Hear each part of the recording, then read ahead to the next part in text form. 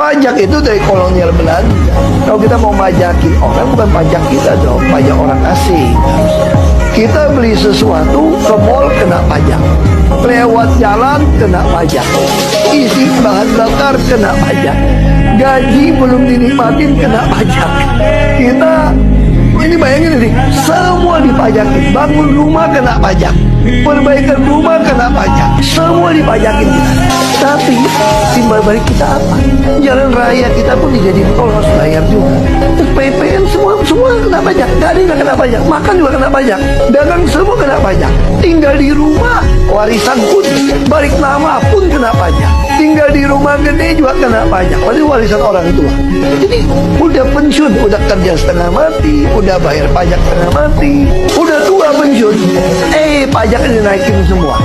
Yang paling dikhawatirkan oleh oknum politisi atau pejabat sebetulnya, jangan ada yang punya ide nolong rakyat. Betul. Karena kalau ada ide ini, rakyat akan tanya, kenapa Ahok bisa, lu nggak bisa? Betul. Ini cilaka nih. Betul. Kalau gitu ya ramai-ramai penjarakan Ahok saja.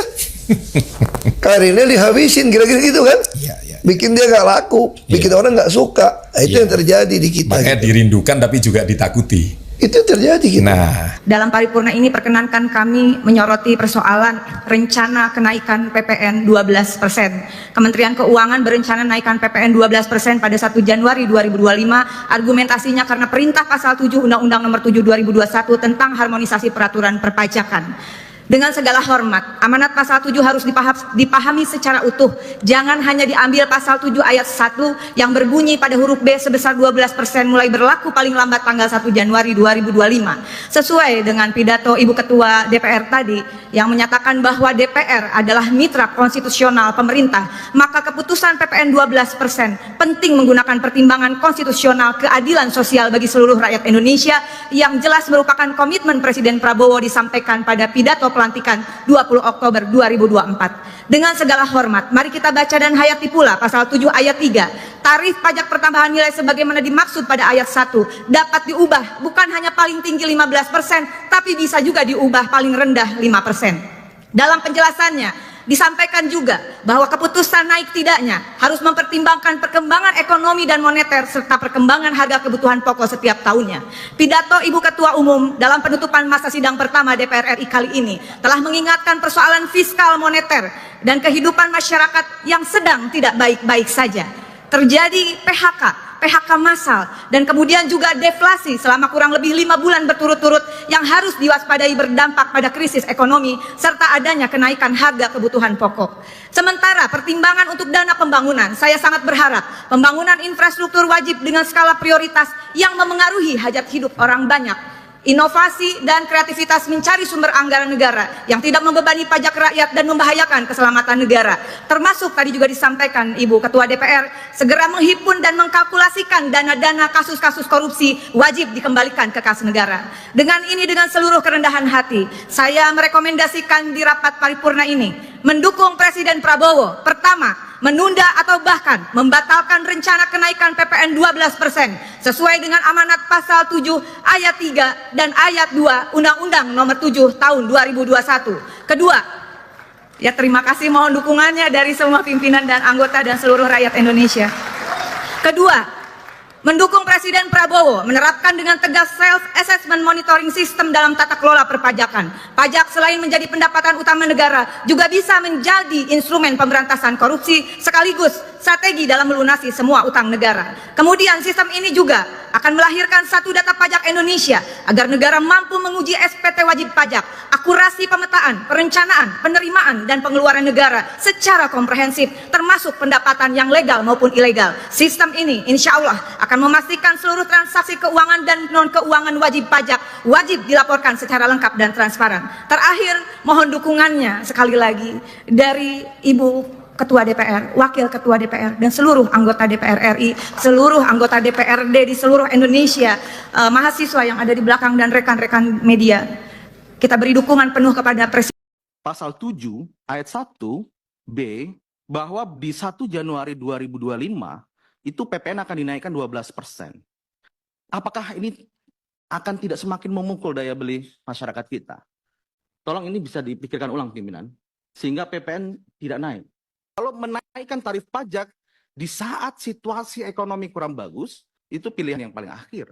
Saya setuju Bapak dan Ibu sekalian bahwa kita perlu untuk banyak memberikan penjelasan kepada masyarakat. Meskipun kita membuat policy mengenai perpajakan termasuk PPN ini bukannya membabi buta dan seolah-olah tidak punya afirmasi atau perhatian terhadap beberapa sektor-sektor seperti kesehatan, pendidikan, dan bahkan makanan pokok waktu itu termasuk. Kita perlu untuk menyiapkan agar itu bisa dijalankan tapi dengan tadi penjelasan yang baik. Ya, halo teman-teman, selamat datang lagi di channel ini, channel NES 2045 yang membahas seputar politik, pendidikan, hingga budaya. Ya, teman-teman, pada video kali ini kita membahas masalah kenaikan pajak ya atau PPN 12%. Nah, tadi pada cuplikan video sebelumnya sempat disampaikan oleh Pak Ahok juga dan salah satu politisi PDIP ya, sekarang sebagai ketua DPP kalau nggak salah.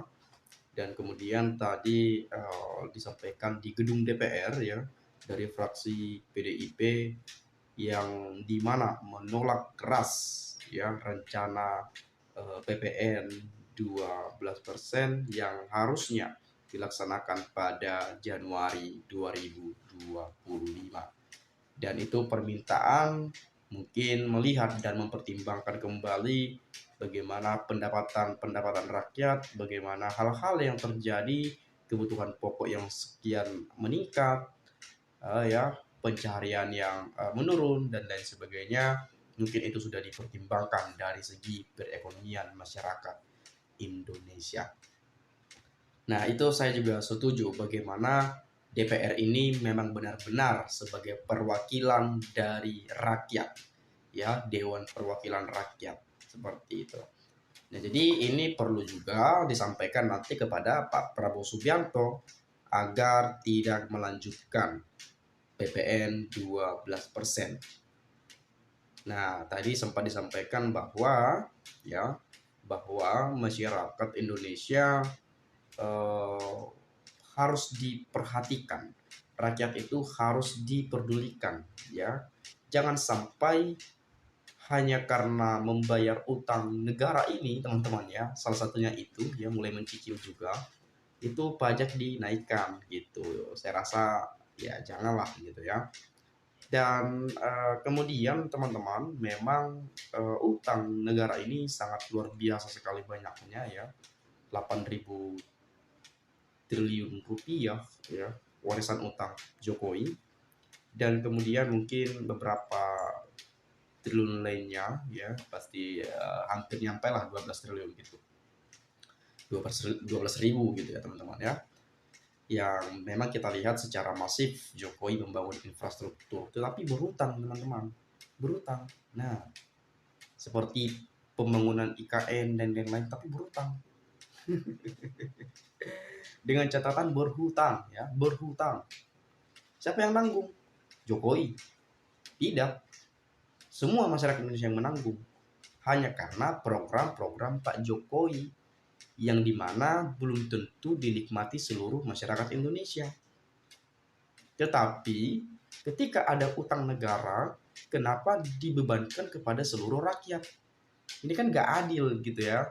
Jokowi membuat utang besar-besaran ya, yang nanggung rakyat. Nah, seperti itu. Itu kan seharusnya ya dipikirkan matang-matang lah sebelum membuat program-program semacam itu. Ya, tapi saya akan cobalah dulu membaca dari penyampaian teman-teman kita. Ya, ini akan menjadi sebuah penyampaian penting menurut saya bahwa keadaan-keadaan semacam ini perlu dipertimbangkan dan juga perlu dievaluasi. Nah, saya akan coba membaca dari Tambunan. Semoga selalu sehat Pak Ahok, semoga jadi pemimpin yang berakhlak ya. Ini benar-benar wakil rakyat yang sangat saya banggakan. Beginilah seharusnya Mbak Rika. Ahok betul-betul membela rakyat bawah, sudah terbukti saat jadi gubernur Jakarta. Ya, kalau Pak Ahok tidak diragukan lagi ya, apalagi masalah anggaran ya, itu kalau nggak salah beliau transparan sejak dari bupati, sebagai gubernur, itu memang kalau kita melihat luar biasa sekali ya. Saya coba lihat, jika seluruh rakyat Indonesia ingin lepas dari banyaknya beban masyarakat, solusinya Pak Ahok 2029. Seharusnya hasil pajak benar-benar masuk ke kas negara. Para pelaku pajak perlulah diterbitkan sehingga hukum bisa terlaksana dengan baik dan maksimal. Nah, sangat beruntung masyarakat Indonesia memiliki perwakilan seperti Rike Pitaloka, sangat profesional, pinter, dan juga berwibawa. Beliau dari fraksi PDIP, teman-teman ya. Dan bisa saja sih ditolak, karena di DPR kan banyak juga tuh dari PDIP gitu ya. Dan PDIP sekarang kan oposisi. Nah, jadi memang benarlah dikatakan ya, Bantik itu pro wong cilik gitu ya, memikirkan rakyat-rakyat kecil. Seperti tadi lah Bu Dike tadi ya, Bu Pitaloka tadi itu memihak pada rakyat, teman-teman ya, memihak pada rakyat. Luar biasa sekali perjuangan beliau ya. Dan tegas juga ya, seorang perempuan hebat ya, yang berani menggaungkan itu, yang dengan tegas, keras menolak dengan lantang ya PPN 12%. Luar biasa. Nah, kemudian sangat benar, setuju, kami bayar pajak rumah, tanah, motor, makanan, listrik, makan di warung, beli pakaian, belanja barang, dan lain-lain. Hal penguasa bebani saja rakyat. Semau-mau kalian yang berkuasa. Semoga wakil rakyat yang mulia, DPR, semoga kalian punya pikiran dan perasaan terhadap nasib rakyat. Nah, itu tadi ya, seperti yang saya katakan di awal. Ini kan banyak nih utang negara kita banyak, dan kabarnya mulai 2025 itu mulai dicicil dan dengan bunga-bunganya. Pak Jokowi enak aja beliau ngutang itu, ngutang dan ngutang. Hanya membangun infrastruktur itu ya, jalan-jalan tol, bangun ini dan itu. Ya memang sih dikatakan itu sebagai modal awal untuk pembangunan pertumbuhan ekonomi gitu ya. Tetapi apakah itu benar nanti? Nah, kita coba akan lihat dulu.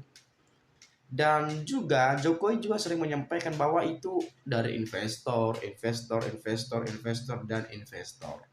Tetapi yang kita lihat kok kalau investor gitu ya, kenapa utang banyak banget? Sama seperti IKN, katanya investor yang bangun ini itu dan segala macamnya.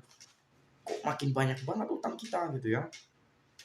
Dan apa kemarin yang digadai 196 hari atau saya lupa teman-teman ya. Teman-teman mungkin ada yang mengingat kok bisa sampai tergadai gitu loh. Saya nggak habis pikir juga ya di pemerintahan Pak Jokowi kemarin ya. Jadi ini sebetulnya tugas berat dari Pak Prabowo Subianto ya, kepada Prabowo Subianto untuk memperbaiki hal ini kembali, teman-teman. Ini tugas berat menurut saya, dan ini harus dipikirkan baik-baik oleh presiden kita yang baru. Saya akan coba lihat gimana mau makmur rakyat Indonesia menderita banget disiksa pajaknya, dan pajak pun tidak luput dikorup oleh oknum pajak. Nah, jika pajak itu masuk ke kas negara langsung, ya it's okay. Tetapi kan kita nggak tahu di bawahnya itu, ya kan ada tuh pihak-pihak perpajakan, pihak-pihak tertentu, mungkin bisa saja oknum-oknum tertentu melakukan tindakan korupsi. Bisa saja nggak. Kita kan nggak tahu, rakyat nggak tahu, karena mereka yang ngecek gitu kan. Jadi bisa saja. Jadi asumsi itu selalu muncul di benak masyarakat bahwa bayar pajak, toh juga nanti ujung-ujungnya ada yang korupsi. Nah, jadi rakyat jadi berpikiran seperti itu ya, karena di negara kita di Indonesia kata-kata korupsi itu sudah menjadi budaya yang sering membabi buta di Indonesia ya. Sejak dulu coba kita lihat korupsi itu banyak tuh ya. Jadi kita nggak heran lagi sebetulnya. Jadi setiap pejabat negara ya, setiap pejabat seperti itu, jadi meskipun tidak semua seperti itu ya, tetapi masyarakat kadang-kadang bisa menyimpulkan dan juga menduga bahwa pasti dikorupsi. Nah, jadi pasti aja timbul pemikiran seperti itu, meskipun meskipun kenyataannya tidak gitu ya, tetapi karena sejak awal kata-kata korupsi ini sudah sedari dulu selalu merajalela di negeri ini, ya masyarakat ya mau nggak mau pasti berasumsi ke sana teman-teman ya. Nah kemudian saya coba yang sering keluar-keluar mau tumbangkan banteng mana ini. Lihat siapa yang konsisten benar-benar membela rakyat dan menjaga demokrasi. Nah ini dia banteng moncong putih ya, PDIP. Kemudian kata lawan PDIP dari kubu sebelah yang agungkan Mulyono itu cari panggung. Giliran kacau baru tahu, oh ternyata Mulyono begini ya, acak-acak demokrasi negeri ini. Kemudian itu semua karena rata-rata para DPR dan DPRD yang korupsi. Andaikan semuanya berjalan dengan baik, gak bakal rakyat disusahkan begini. WC saja dipajak, seenaknya saja menaikkan PPN. Kalau kurang duit negara, rakyat yang cekik leher ya. Kalau banyak duit negara, ramai-ramai ngorupsi uang negara. Nah itu ya, kalau negara lagi kesusahan mencekik rakyat gitu ya, melibatkan rakyat, pajak-pajak naik. Tapi kalau uang negara banyak, oknum-oknum tertentu, pejabat-pejabat tertentu korupsi. Saking banyaknya tadi. Ini kan satu hal yang pro dan kontra menurut saya ya, karena bagaimanapun rakyat itu udah nggak bodoh lagi gitu loh ya. Rakyat nggak bodoh lagi. Jadi stop lah istilahnya membodoh-bodohi rakyat. Rakyat udah cerdas ya. Sama seperti kalau saya menyimpulkan dari komentar tadi ya. Nah kemudian ini yang terakhir saya baca coba teman-teman ya. Masyarakat pun harus sadar bahwa pajak yang dibayar sebagian dikorupsi. Untuk itu, janganlah bayar pajak selama undang-undang perampasan aset belum berlaku biar negara lumpuh. Ya, jadi seolah-olah masyarakat udah banyak nih yang muak nih. Udah banyak yang muak gitu ya. Kadang-kadang kalau kita mau lihat mungkin kemuakan ini terhadap pemerintahan Jokowi dulu. Dan ujung-ujungnya sekarang kan yang kena imbasnya malah presiden kita yang baru, yaitu Pak Prabowo, yang sebetulnya beliau masih baru saja menjabat. Dan kalau kita bilang dalam bahasa kasarnya, ya beliau belum terlibat dengan hal-hal itu.